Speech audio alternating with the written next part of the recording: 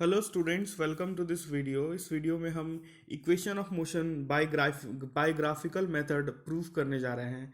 ये तीनों equation of motion जो हमने पढ़ा था, फर्स्ट इक्वेशन ऑफ मोशन आप देख सकते हैं स्क्रीन पर, v equal to u plus a t. Second equation of motion s equal to U T plus half a t square. And third equation of motion to v square equal to u square plus twice s. तो ये third equation of motion. ये तीनों equation of motion हमने derive करा था bye mathematically. अब हम इन तीनों को ग्राफिकली डिराइव करने जा रहे हैं, ठीक है। और इन तीनों इक्वेशन ऑफ मोशन का यूज कब होता है ये मैंने आपको बताया था, जब एक्सेलरेशन यूनिफॉर्म हो या फिर कांस्टेंट हो। यूनिफॉर्म हो या कांस्टेंट मतलब एक ही बात है, ठीक है। यूनिफॉर्म होना चाहिए एक्सेलरेशन, मतलब अगर 5 मीटर पर सेकेंड स्क्वायर है तो वो 5 मीटर पर सेकेंड स्क्वायर ही होना चाहिए, वो चेंज नहीं होना चाहिए थोड़े थोड़े टाइम के बाद, ठीक है। तो यूनिफॉर्म एक्सेलरेशन होगा तभी हम इन तीनों इक्वेशन ऑफ मोशन का यूज कर सकते हैं। नाउ आप मैं आपके सामने ग्राफ आ रहा है, देखो आप ये ग्राफ को आप ध्यान से देखो, क्योंकि इसी ग्राफ की मदद से हम तीनों इक्वेशन ऑफ मोशन को डिराइव करने वाले हैं। इस ग्राफ को आप ध्यान से देखो, it is a velocity time graph. यहाँ आप देखो वेलोसिटी, ये है time, velocity time graph this is. And ये वेलोसिटी टाइम ग्राफ किस चीज़ का है बताओ यार।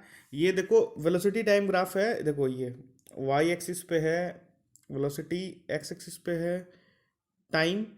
ये ग्राफ देखो ऐसा स्ट्रेट है, स्ट्रेट। मैंने बताया था कोई भी चीज़ यूनिफॉर्म हो तो उसका ग्राफ क्या होता है, स्ट्रेट होता है। और पासिंग थ्रू ओरिजिन कब होता था, जब इनिशियल वेलोसिटी जीरो है। यहाँ पर इनिशियल वेलोसिटी जीरो नहीं है, इनिशियल वेलोसिटी कुछ है। देखो यहाँ पे ये रहा इनिशियल वेलोसिटी, ए पॉइंट से वो ऑब्जेक्ट, ए पॉइंट से, देखो ये ए पॉइंट है, ठीक है। ए पॉइंट से वो ऑब्जेक्ट मूव करना शुरू किया तो ये देखो कुछ इनिशियल वेलोसिटी उसके पास था, और ये देखो ये स्ट्रेट लाइन, ठीक है।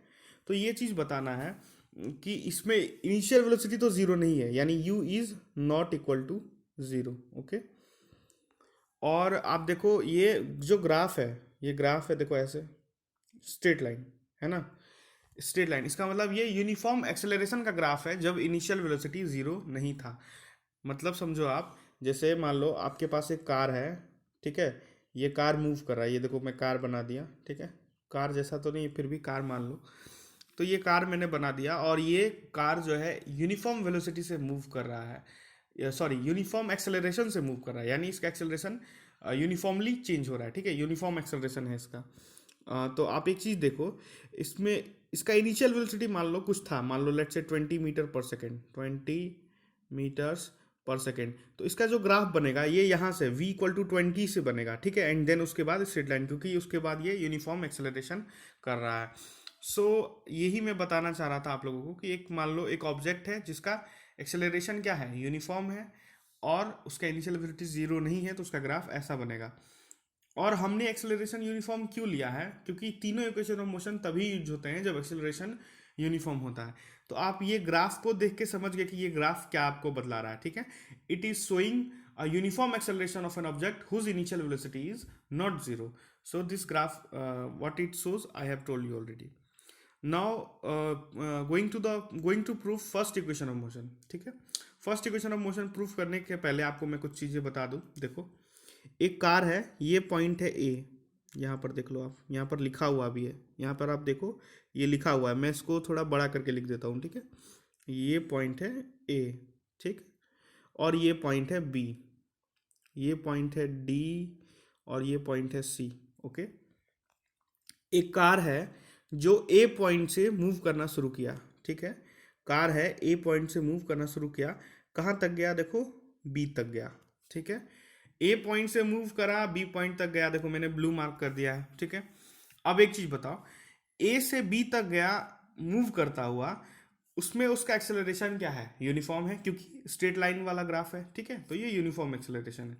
अब एक चीज ध्यान से समझो, शुरू में इसका वेलोसिटी कितना था, u था, यानी ओ ए, ये देखो यहाँ पे o है, ये पॉइंट, रुको मैं रेड से लिख देता हूँ उसको, ठीक है।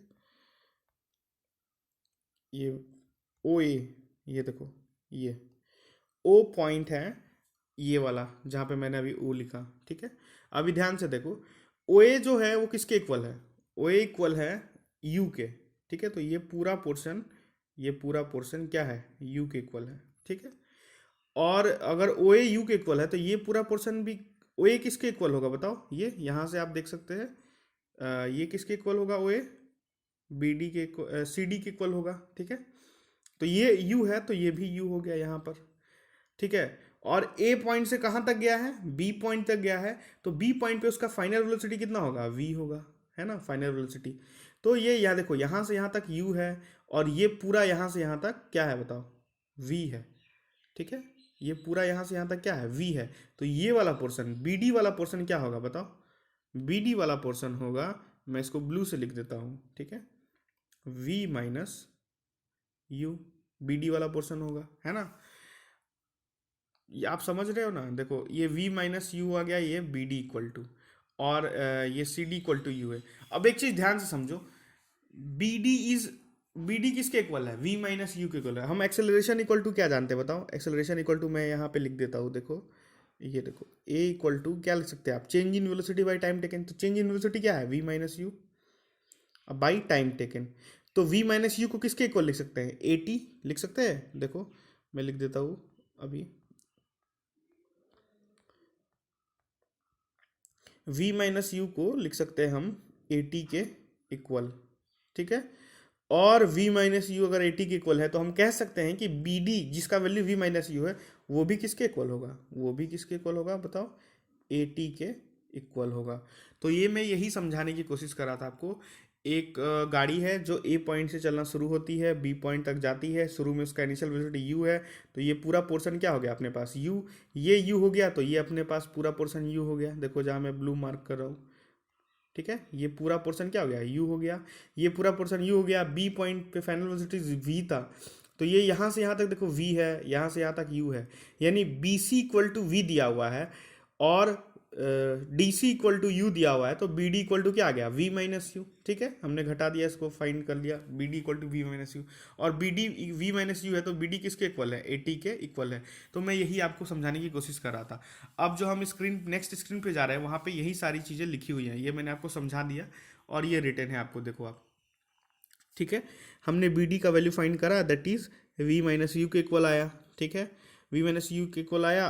एंड आप देखो, अगर आप इस ग्राफ से देखो, इस ग्राफ से आप बी सी का वैल्यू लिखो, ठीक है। बी सी का वैल्यू क्या लिख सकते हैं, इस ग्राफ से देखो तो बी सी का वैल्यू क्या लिख सकते हैं, B D plus D C लिख सकते हैं क्या, लिख सकते हैं। अब बी सी को क्या लिख सकते हैं, वी लिख सकते हैं। रुको मैं इसको इसको एक काम करता हूँ, पिंक से लिख देता हूँ, ठीक है, एक सेकेंड, इसको पिंक से।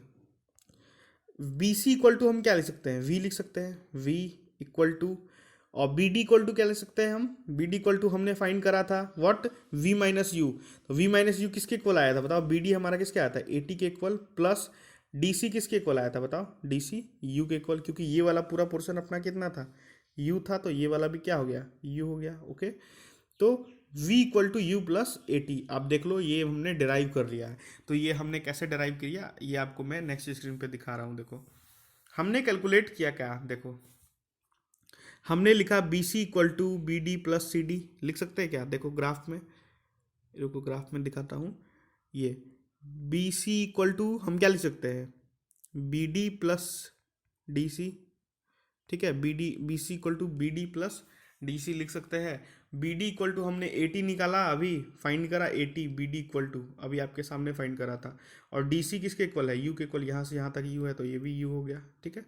तो ये यू आ गया अपने पास, तो यहाँ से हमने डिराइव कर लिया पूरा एक इक्वेशन। देखो B C equal to B D plus O A, और बी डी इक्वल टू हमने V minus U, then B D equal to यहाँ से हमने फाइंड करा ए टी, और उसमें पुट कर दिया, तो हमें क्या मिल गया, v equal to u plus a t. So this is the first equation of motion by graphical method. I hope आपको ये ज़रूर समझ आया होगा, और थोड़ा मैंने कई बार बता दिया, कई बार रिपीट किया, उसका कारण था रिपीट करने का, कारण यही था कि आप उसको और भी ज़्यादा रिलेट कर पाएँ, समझ पाएँ। आपके पास अगर एसचान या एनसीईआरटी का बुक है तो आप ज़रूर उसको एक बार डेरिवेशन का पूरा रीडिंग दो, एंड देन खुद से डिराइव करने की कोशिश करो, you will be able to make it clear, okay. चलो अब second equation of motion proof करने की ओर चलते हैं। तो देखो equation for position time relation. अब एक और चीज़ देखो, एक और चीज़ मैं बताना चाह रहा हूँ आपको।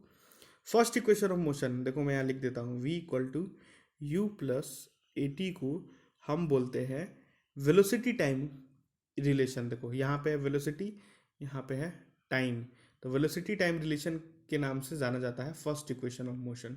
ठीक है, ये हमने डिराइव करा अभी। और जो सेकेंड इक्वेशन ऑफ मोशन है, s equal to U T plus, मैं यहाँ पे लिख देता हूँ हाफ ए टी स्क्वायर। ठीक है, हाफ ए टी स्क्वायर। तो इस इक्वेशन को बोला जाता है पोजीशन टाइम रिलेशन। क्यों? क्योंकि एस क्या है बताओ? पोजीशन है, डिस्टेंस है। ठीक है, और टी क्या है? टाइम। तो इसको बोलते हैं पोजीशन टाइम रिलेशन। सो ये हम ये सेकेंड इक्वेशन ऑफ मोशन बाय ग्राफ डिराइव करने जा रहे हैं। तो एक बार मैं आपको ग्राफ फिर से दिखा देता हूँ। ये देखो, ये रहा ग्राफ आपके सामने। ठीक है, और उसी ग्राफ से हमने तीनों डिराइव करना है। फर्स्ट हमने डिराइव कर लिया, सेकंड हम डिराइव करने जा रहे हैं। तो सेकंड डिराइव करने का तरीका क्या है? देखो, मैंने आपको ग्राफ जब मैं पढ़ा रहा था तो मैंने आपको एक बहुत इंपॉर्टेंट कंक्लूजन बताया था कि जब भी ग्राफ में डिस्टेंस फाइंड करना हो तो go and solve for the area of graph. आपको जब भी डिस्टेंस फाइंड करना हो तो एरिया ऑफ ग्राफ आप निकाल लो, you will able to get the distance. ठीक है, तो ग्राफ का एरिया फाइंड कर लेंगे तो हमें क्या मिल जाएगा? डिस्टेंस ट्रेवल्ड मिल जाएगा।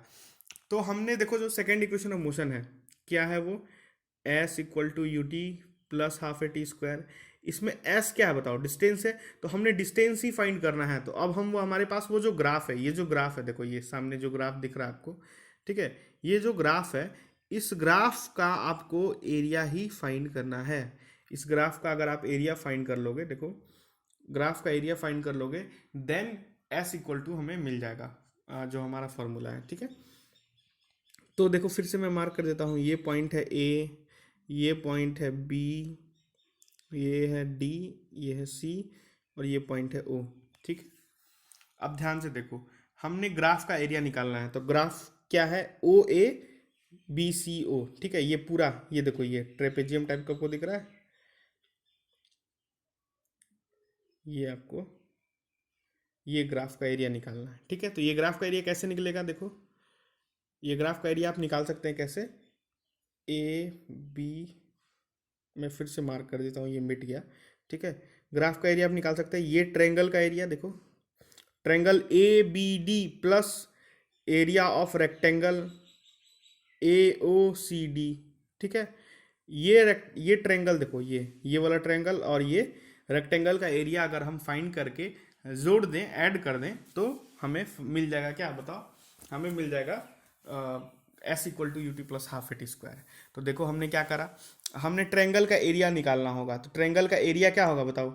हाफ इंटू, बोलो, मैं इसको ब्लू से मार्क कर देता हूँ, हाफ इंटू बेस, ये है हमारा बेस, और ये क्या है?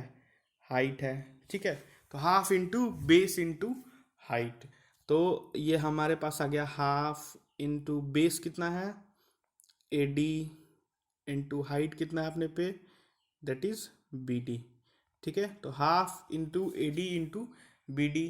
तो आप इसको कैसे फाइंड करोगे? देखो, ए डी का वैल्यू क्या होगा बताओ? ए डी तो है किसके इक्वल? टी के इक्वल। देखो यहाँ से यहाँ तक क्या है? टी है। ओ से सी क्या है? टी है। तो ए डी तो है टी के इक्वल। और बी डी किसके इक्वल है बताओ? बी डी हमने निकाला किसके इक्वल? ए टी के इक्वल हमने निकाला है। ठीक है, तो ये बी डी हमारे पास 80 है और ये ए डी 80 के इक्वल है। तो हमने एरिया ऑफ रेक्टेंगल क्या निकल गया? हाफ ए टी स्क्वायर हमने निकल गया। ठीक है, उसके बाद आप area of triangle rectangle area of triangle निकाला हमने half a t square. Area of rectangle हम निकाल सकते कैसे? देखो, area of rectangle length into breadth. तो ये है हमारा लेंथ, ये है हमारा ब्रेड्थ। तो लेंथ क्या है? टी, और ब्रेड्थ क्या है? यू। ठीक है, तो एस इक्वल टू हम क्या लिख सकते हैं? Area of triangle plus area of rectangle. तो एरिया ऑफ ट्रेंगल हमने निकाला half a t square plus area of rectangle हमने क्या निकाला? Length into breadth. तो लेंथ हमारे पास है टी और ब्रेड कितना है? यू। तो हम लिख सकते हैं A T, U T, sorry U T. ठीक है, लिख सकते हैं इसको। तो ये हमारे पास आ गया s equal to U T plus half a t square. ये मैं आपको स्क्रीन पे दिखाता हूँ ये कैसे हुआ। देखो, हम लिख सकते हैं एस इक्वल टू क्या? Area of trapezium. जो ओ ए बी सी एक ट्रेपेजियम है, उसका एरिया कैसे फाइंड कर सकते हैं? एरिया ऑफ रेक्टेंगल निकाल लो and then area of triangle find कर लो। उसके बाद आपने क्या करा? देखो, हमने भी वही सेम यहाँ पे O A into O C plus half A D into B D, and then S equal to U T plus half V T square. तो आई होप आपको ये भी समझ आया होगा। हमने आपको कई बार बताया है कि ग्राफ्स के केस में जब भी आपको डिस्टेंस टेबल निकालना हो तो एरिया सॉल्व कर देंगे ग्राफ का, तो आपको डिस्टेंस टेबल पता चल जाएगा। ठीक है, तो ये हमने second equation of motion derive कर लिया।